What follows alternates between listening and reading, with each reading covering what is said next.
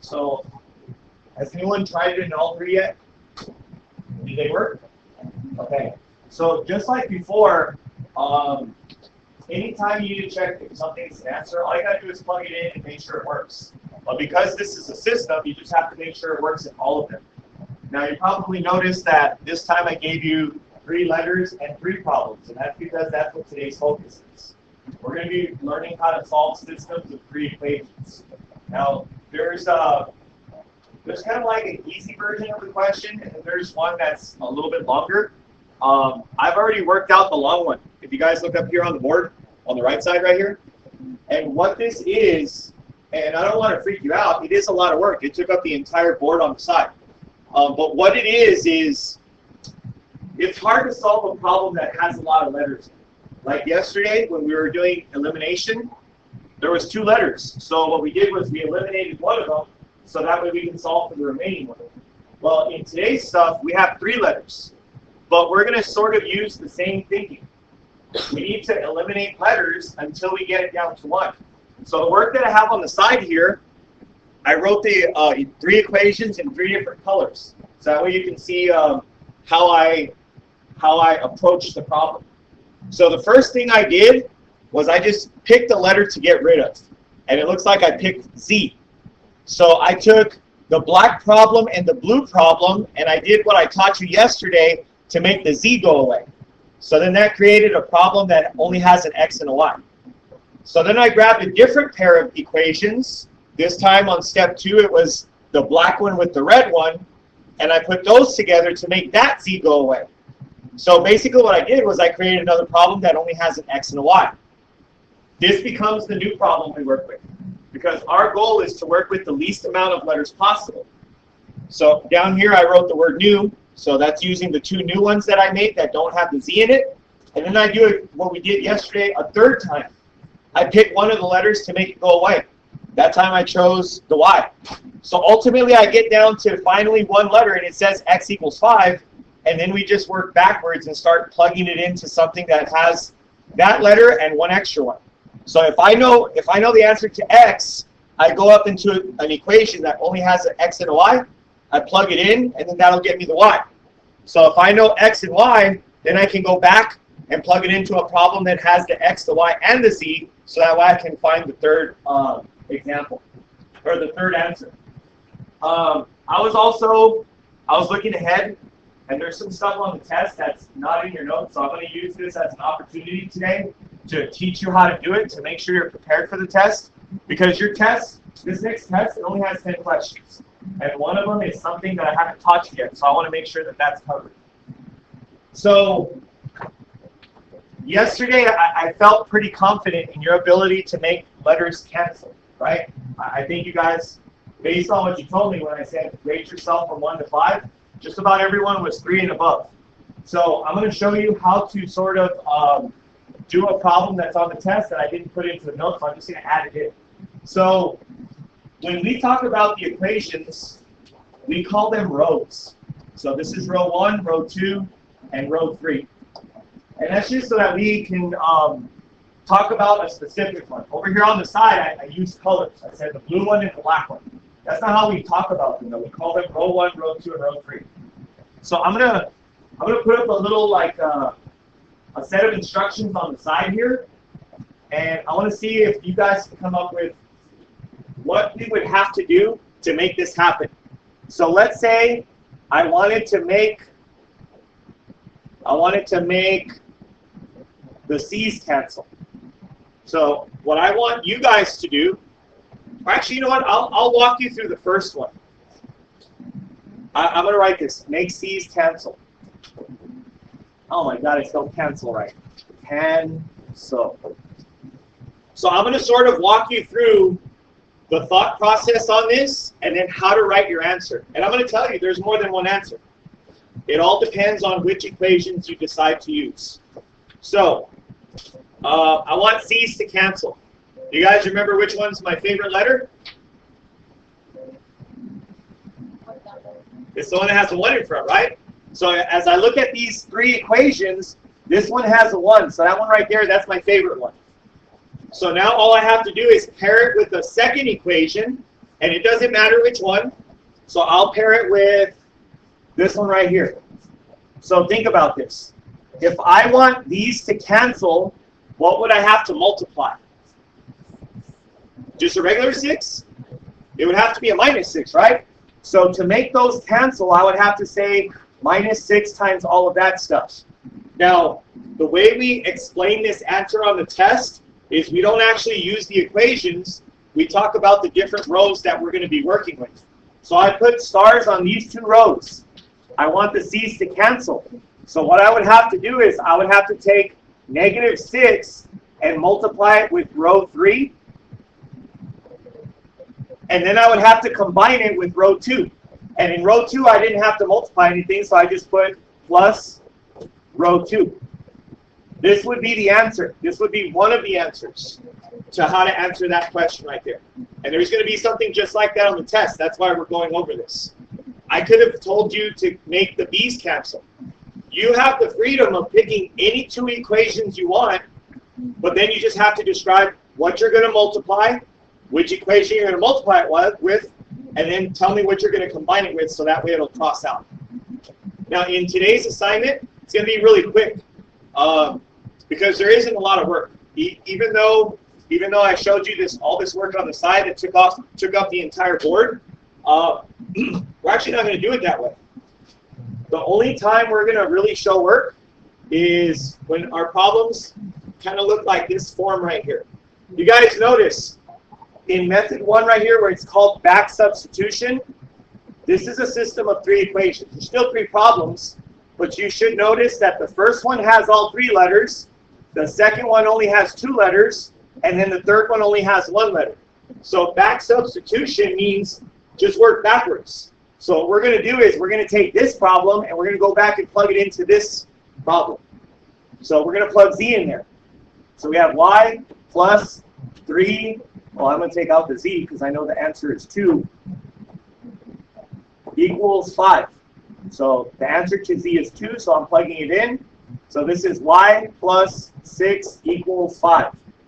We subtract 6. So that means Y equals -1. So now that we have 2 answers, now we go back up into the next one and plug in both of them. So now let's see, we don't know the answer for X. -2, we know the answer for Y, and we know the answer for Z, and this right here equals 9. So back substitution just means start from the bottom and work your way backwards. You're going to work your way up the problems. So Z is 2. So 2 goes right here. Y is -1, so -1 goes here. These combine and become +2. These combine and become +6. Then these combine and become +8. And then we just subtract 8 from both sides. So X equals just kidding, not negative, +1. Now, the unfortunate thing is you cannot solve these by graphing, at least not by hand. The reason why is because this is in 3D space now. Usually we work with an X and Y axis. The X and Y axis is like flat on a piece of paper. The Z axis comes out at you.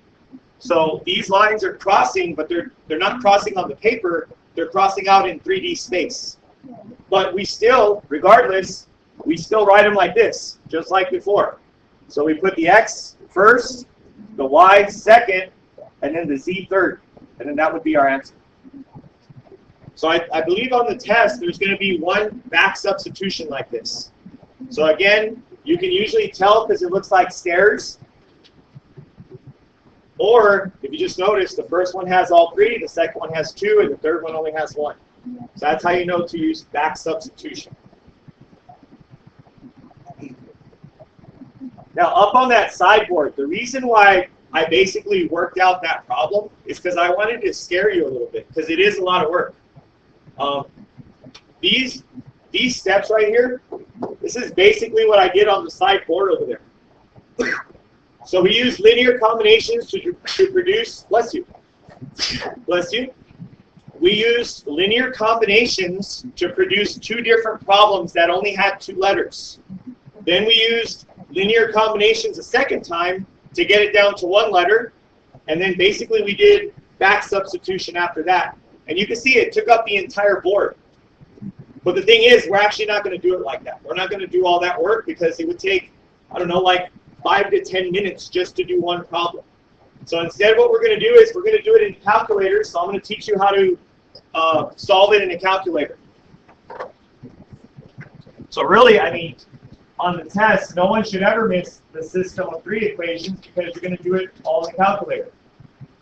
So if you go into your menu, you're going to go down into the equation solver. Here's the equation solver right here. You're going to, I think it's F1 for simultaneous. And when you go in there, it's going to have a bunch of zeros all over the place. Oh, doesn't it ask you how many unknowns or something like that? Well, how many letters do our problems have? We got 3 different letters, so we're going to enter F2. Is it F2? I just made that up. Okay, good. So once you hit F2, it gives you all those zeros, right? So let me show you what it is you're actually entering. When we put our numbers in, and I'll start with something that has all of them, I'll use this one.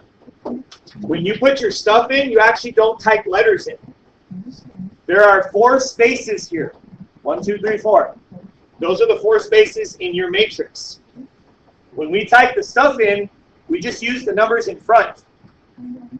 So you type 3, you hit enter. Type -2, hit enter. Type 4, hit enter, and then type 1 and hit enter.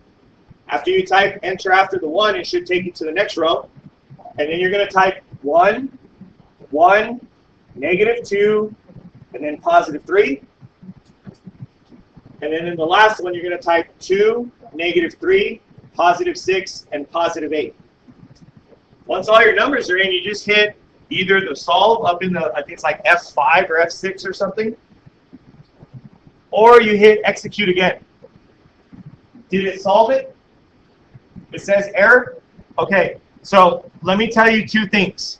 First, if it says error, go back and double check that you typed it in right, because if you made a mistake, it's going to say error.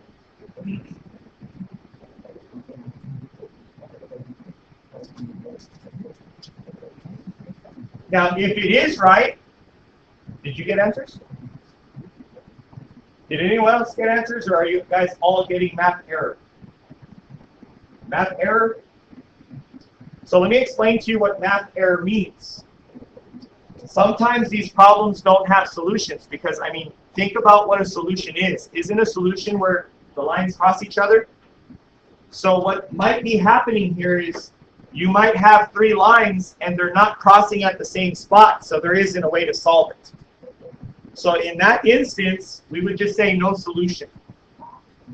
Are you sure you didn't get that? Let me just double check your numbers.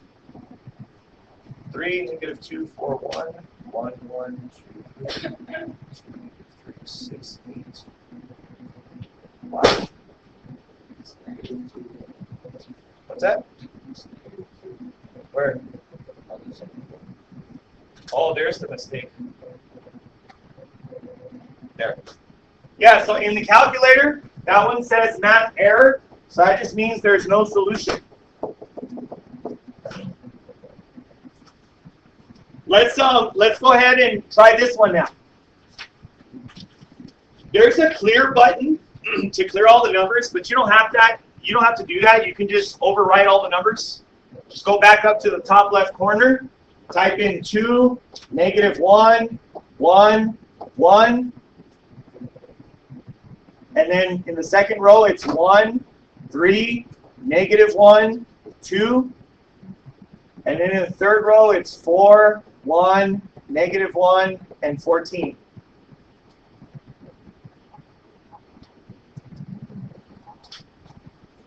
Now the thing that I like about this calculator is it gives you all 3 answers. If you look at how it gives it to you in the decimal form, but then at the bottom of the calculator, it actually gives it to you in fraction form. When we write our answers to this stuff, we want it in fraction form. So this one actually does work. I think the first one was 5/2. And then if you scroll down or hit the arrow down, it'll convert all of those decimals into the fractions. And then that last one is negative 25 over 4. Was there a hand up over here somewhere? Need some help with that? Hit exit. You're going to hit